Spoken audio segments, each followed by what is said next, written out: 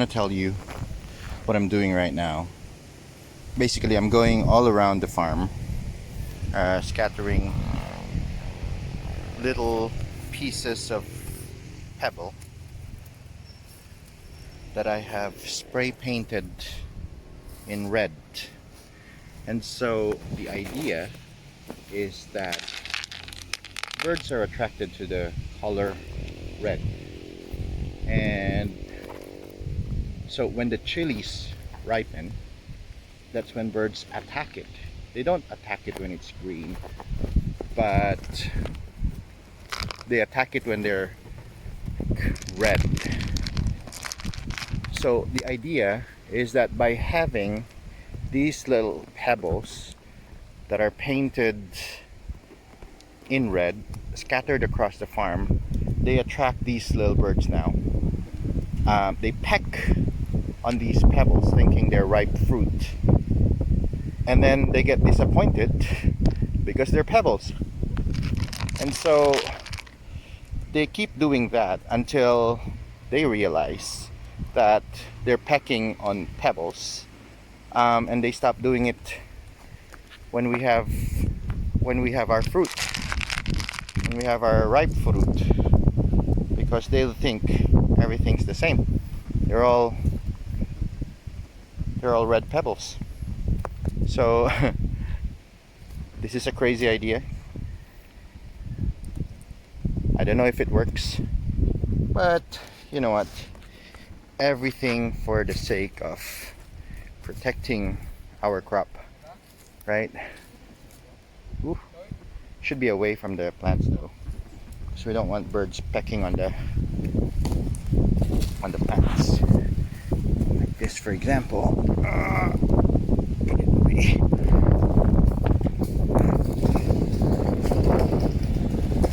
So just go around the farm,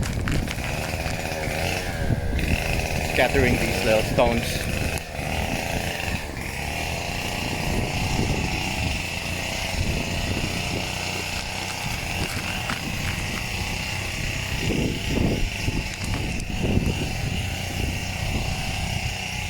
Bird treats.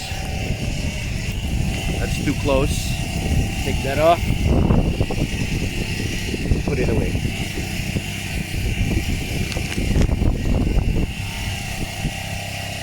Over there. Should be okay.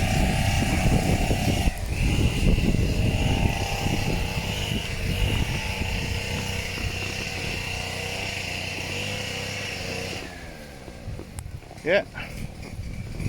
These little birdies are in for a nice little treat.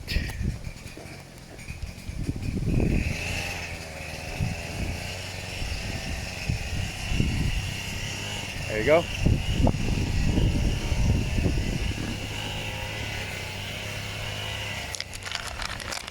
Bit here and there.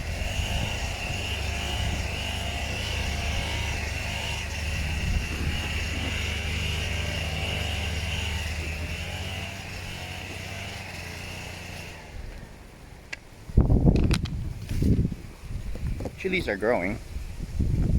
That should be okay. Yesterday I had a little picnic with the guys. It was fun. They had fun. Basically it was a thank you picnic slash, appreciate what you're doing. Let's help each other out. I scratch your back, you scratch my back kind of message. They're cool guys, but every now and again I want to do a little appreciation like thing for them. And that's how I've always that's how I've always done my little thank you appreciations to the people who help me, whether it's a little coffee treat, little drinks, lunch. won't hurt to like be grateful, right, for people like that. They make life so much easier by doing a lot of work. So you'd probably hear the saw, and they're cutting some wood to finish up our hut. We didn't finish it last Friday because so first the materials arrived like super late. It arrived late in the afternoon. And I was a bit disappointed with the hardware shop because it's literally right across the street from us. But then hardware guy was like, "I'm sorry, I didn't know it was just right here." So I'm like, "Yeah, you know now, next order, can you deliver better for us?" And he was like, "Yeah, sure." So yeah, let me put this down, go around the field, just make sure that none of these pebbles are right on the chili plants, otherwise the birdies will start pecking on the chilies, on the little plants. So the idea is to keep them away from the plants and not keep them on the plants. There's one right there.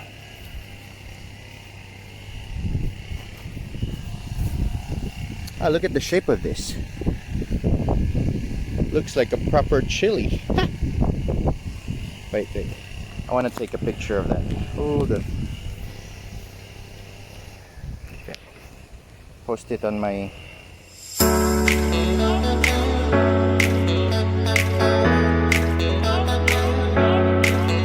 Okay.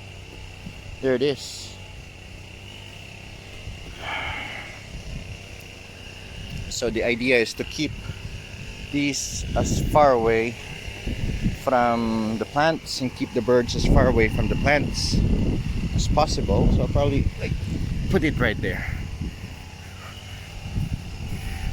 Some of these pebbles look like proper chili peppers, like chili pods, and look at how red they are.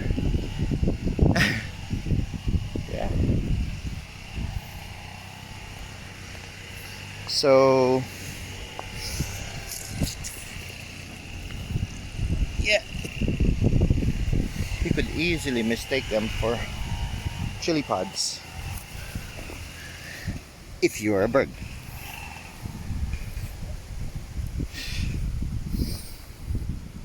Okay, I need to get some more over here and maybe around the perimeter, because we want them far away from the plants come ripening season. So let's go get some more. I hear them now. I think those chirps are cute. Wait until you have a farm that they like. Then they're not going to be so cute anymore. They start eating your pods. Those damn pests. But you know, we love them. We just want to keep them away from the things that they like, that we also like. We all mutually like.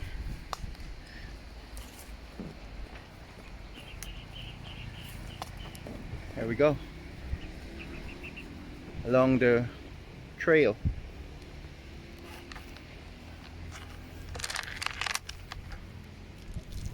And up here. Get them there. Over there.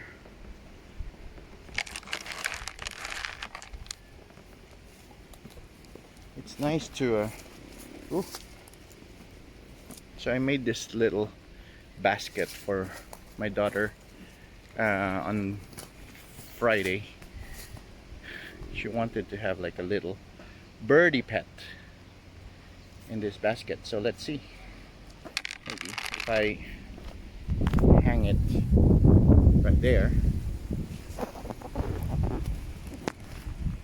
right there, and put one red fake pod, we can attract birds to live there. And that's a bad idea, because instead of driving them away, we're attracting them. But you know what? We can control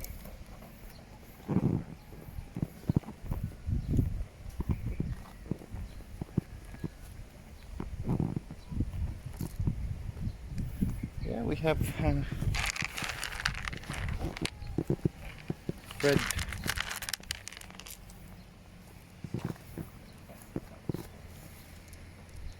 so they're over there chirping, getting excited. They see red.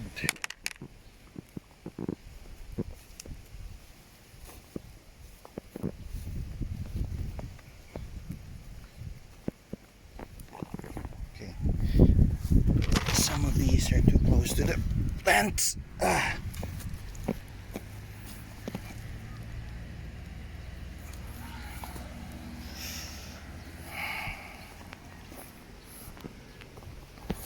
Yeah, that's too close. And look at that, looks like a long chili.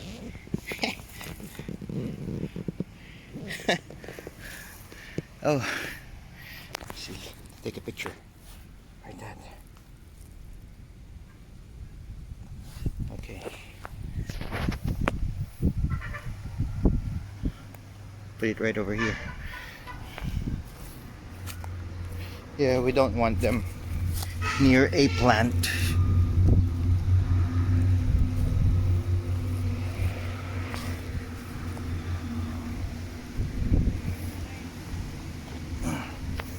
Okay, I think that should be enough.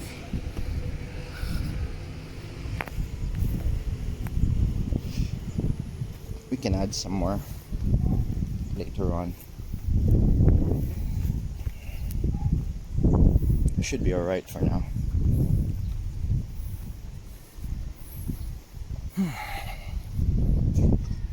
There's one right here. See, we don't like that. We don't want birds too close. Yeah, over there is fine.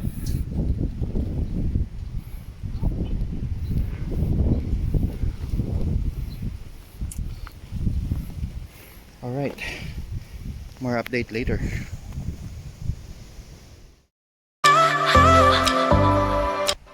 Right, it's the afternoon time again. It's almost 4 o'clock in the afternoon. Plants need their afternoon watering. But so today I'm going to add a little something in their water. And that little something calcium nitrate will give them, hopefully, a little something.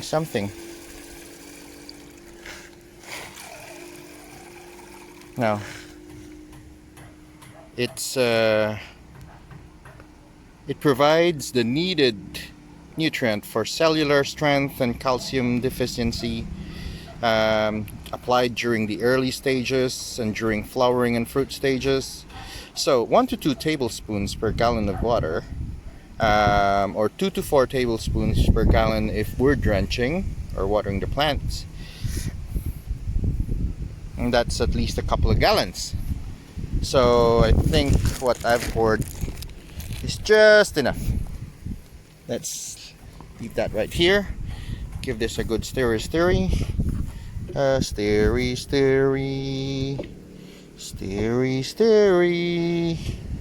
Calcium nitrate. Stirry. And then we're going to start watering our plants. And so tomorrow morning we're going to rinse them off and water them with just water. So we'll do this once a week.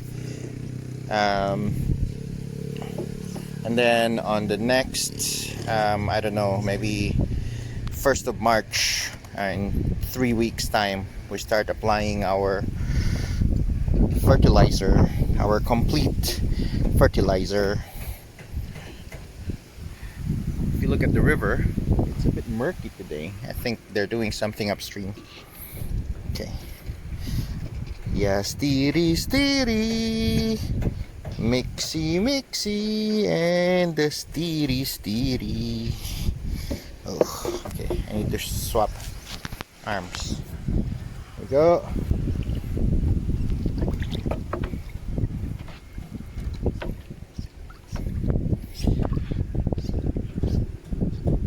I think you hear those birds chirping again. I think they caught a rail again in the traps.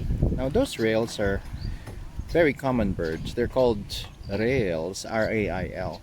They're very common here in rice fields. I think all across Southeast Asia.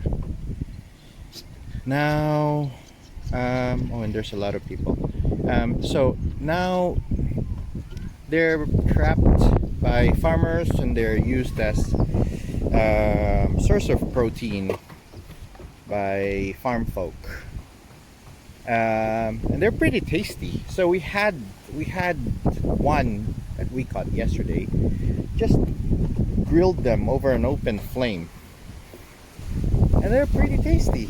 So I asked the guys to catch to set up a few traps for me and see if we can catch some.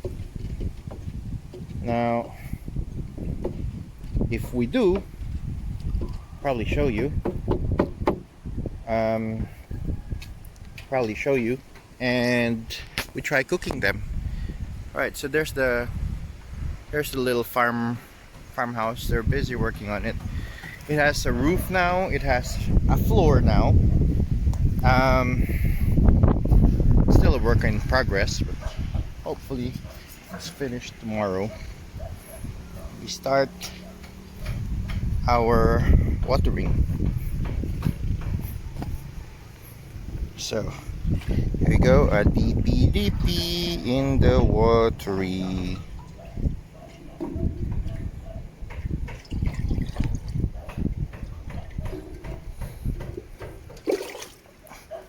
Go.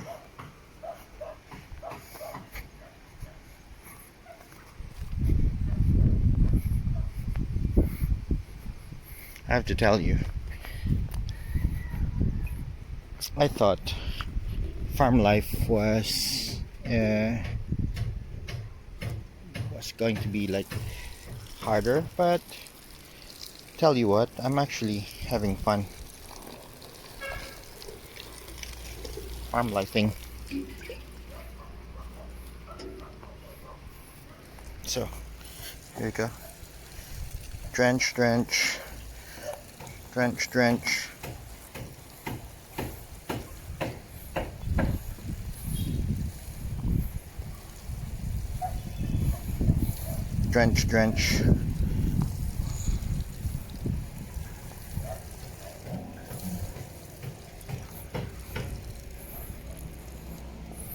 Okay, round 2, fight.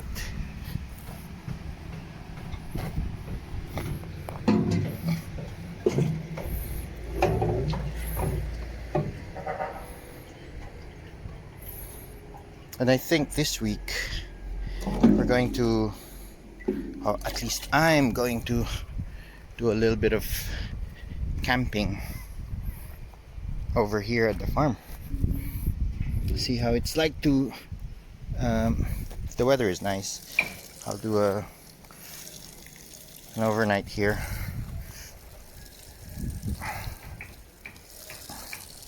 Test out the farmhouse.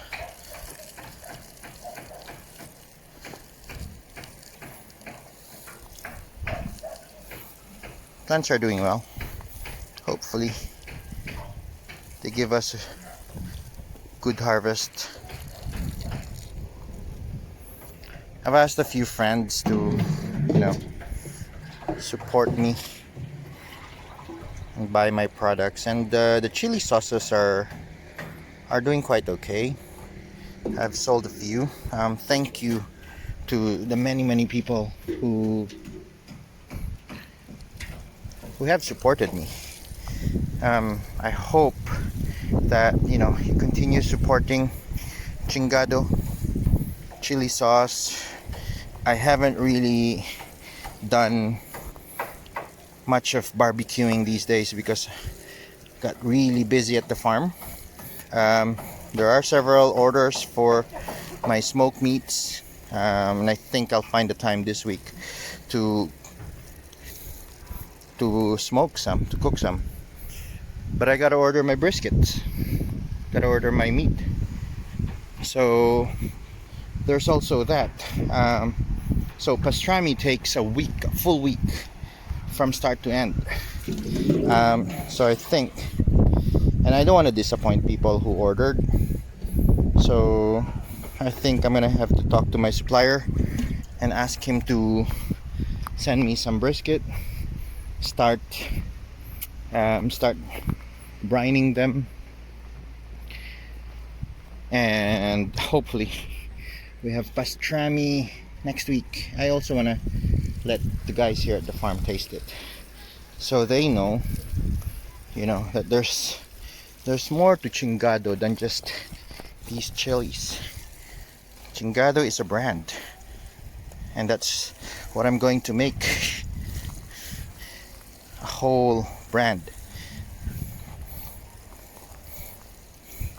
So there will be the chili wholesaler, then there will be the chili sauces, then there will be the smoked meats,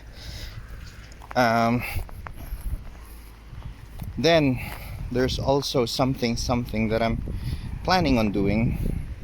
I can't tell you it right now, but hopefully that something will come into fruition. I'm pretty excited about that. So that will also be under the Chingado brand. It's going to be interesting, I'll tell you. Going to be interesting. And essentially we're helping a lot of families, we're helping a lot of people. Oops, slippery slope. We're helping people, helping improve their lives, helping families get through the worst of this pandemic, help farmers, help a lot of people. And I want them to do the same when the time comes. There's Mr. Manong with his 2 cows. So that's still part of the land.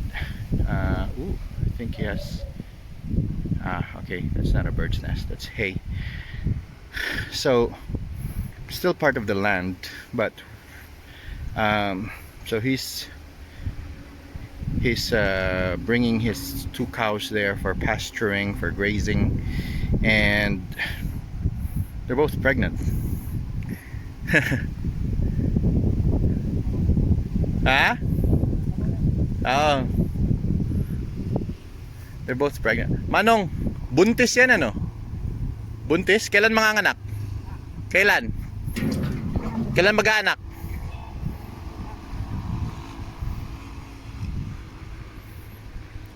I don't understand what he said, but they're both pregnant. The cows are heavy with baby cows, and I told them that I'm interested in buying his baby cow, his calves. So I have a little farm animal. The things that Chingado man is thinking of, I swear, sometimes it's crazy. But oops, there's a little reason to the madness, and that reason is I want my family to be okay. I want Mutia, my daughter, to be okay. So if sometimes I do all these crazy things, and that's because, ooh, there's a dead plant here. See, where is it? Interesting. I need to ask the guys to replace that dead plant. Another dead plant here. So we have 2 fatalities. That's okay. I mean,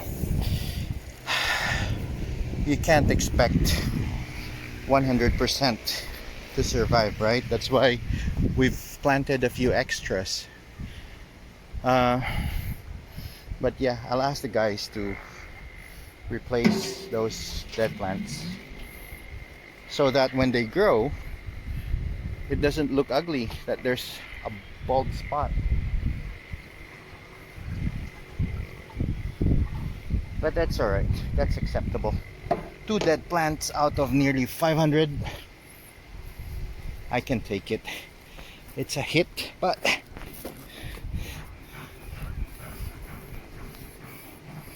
it's a hit that I have to take. Meron tayong dalawang patay. May dalawang patay. Dalawa? Yan, isa. May isa pa dun. Ito isa. Tapos may isa ako nakita dun. Yun yata yun. Hindi yan, hindi yan. Yan. Yan.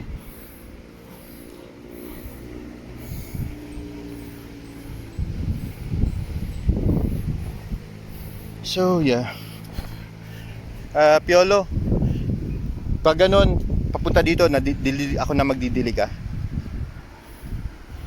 So that's Piolo P.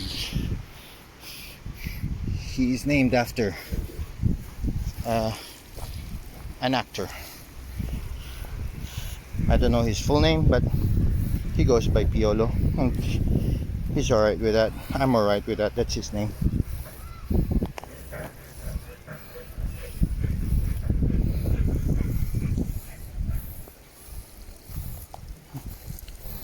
It's been a very hot day today, so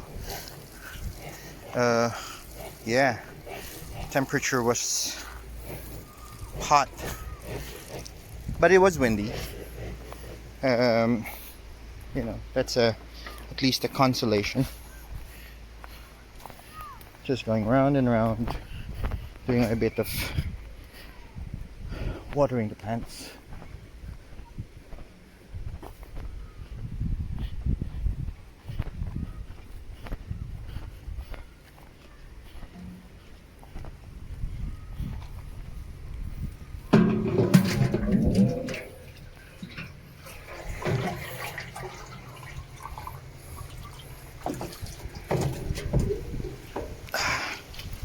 Go.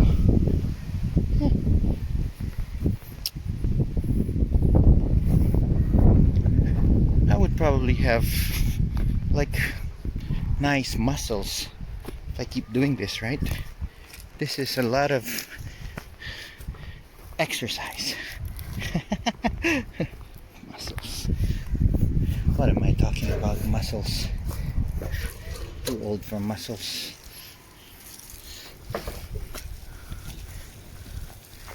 There we go.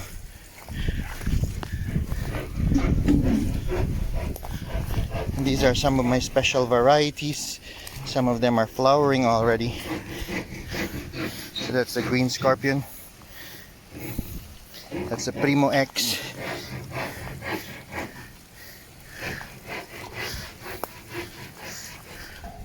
Hello guys. So chilies. Chilies contain a chemical compound called capsaicin, and that is the main reason why chilies are hot, are spicy.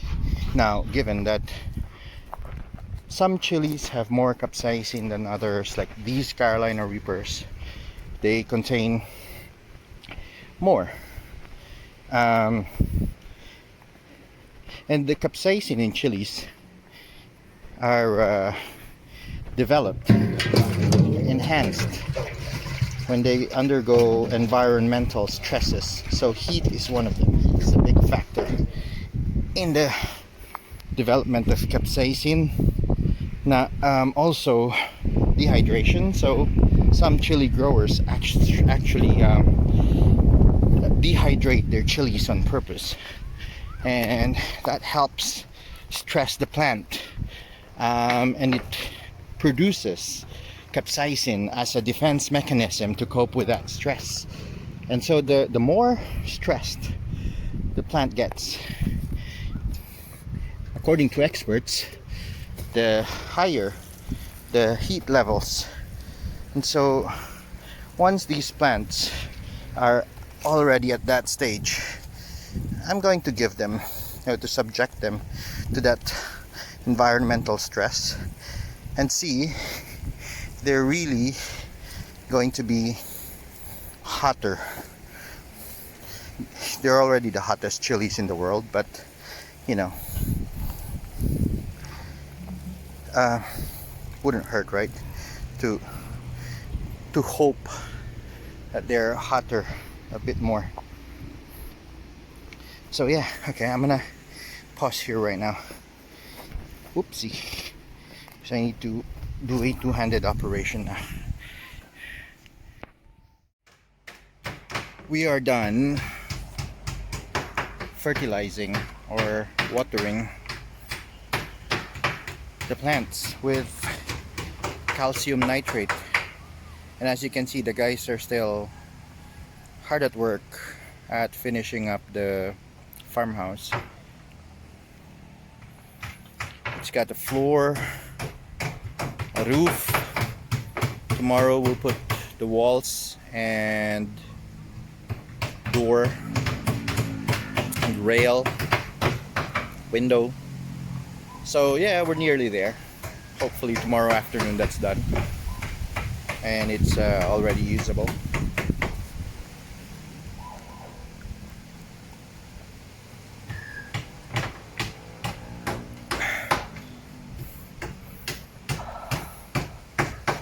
Very hot today, very hot. Yeah, I'm sweating like it's the Sahara. But you know, it's windy, so that's you know, that's some sort of a relief.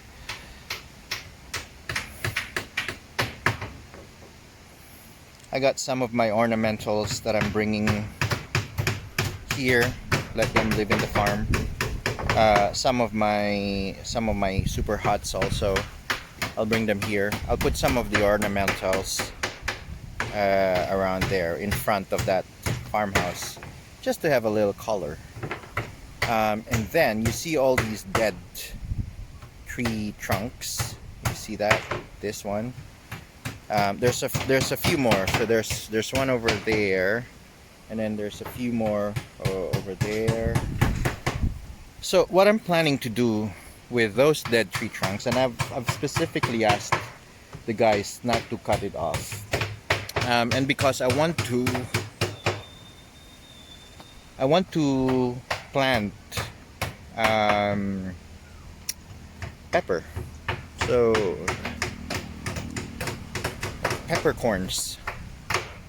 I'll use them as trellis for the peppercorn vine to creep on. And so yeah, we will have chili peppers, we will have peppercorns, we will have a few other things, I think. Fun times. Fun times indeed. So yeah, then we put up the no trespassing sign over there. I was joking with the guys that we should add a little bit of wording saying that if you trespass, we will shoot. If you survive, we'll shoot again. But I don't think that's appropriate. It's a joke. Yeah, 4 o'clock again. Closing time again. Need to go home, pick up my daughter, go for a ride at the beach. unwind, catch some nice sea breeze. Yeah, and then head home, have dinner, and retire for the night. And then we do everything again tomorrow. It may sound routine, but it's actually very exciting. Yeah, the activities um, are kind of routine, but I like them because I like the quiet and calm of the farm. I haven't had a haircut in 2 months now. Don't care. I'm at the farm. Nobody really bothers. Haven't shaved. Haven't done anything. Huh? That's life at the farm. But at some point, I want to get a haircut. I think I want to cut it really short. It's just that the barber here, there's only one barber in this town. Like one barber. And he cuts everybody the same way. So everybody has the same haircut. I like my fade. I like my fade. So you start with 0, half an inch or half a millimeter, and then just have that little fade. But not this guy. He just does 0, no fade, and then trims.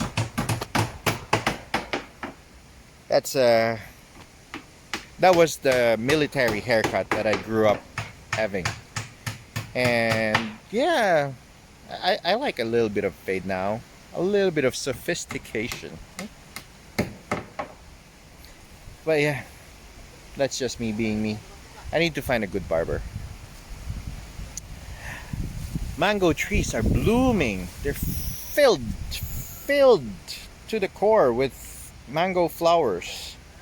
So maybe in around April time we will have tons of mangoes. But unfortunately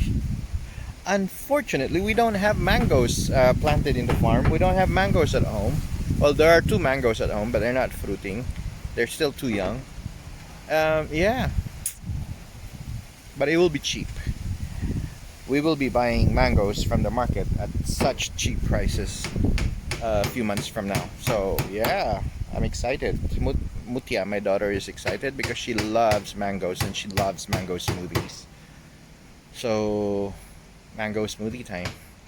I kind of miss Dubai, where we would buy those bottled mango puree and make smoothies out of them. So bottled mango puree, yogurt, and we just make smoothies out of them. I kind of miss that. So, and they're available year round. I don't have to wait until the mango season. But here, we have to adjust. We have to do something as an adjustment. We have to, convince Mutia, manage her expectations. We'll get by. Life at the farm, life in the Philippines. Yeah. This is Chingado Master. I have to sign off now. I have a phone call. So this is your Chingado Master. Gotta go. Time to go.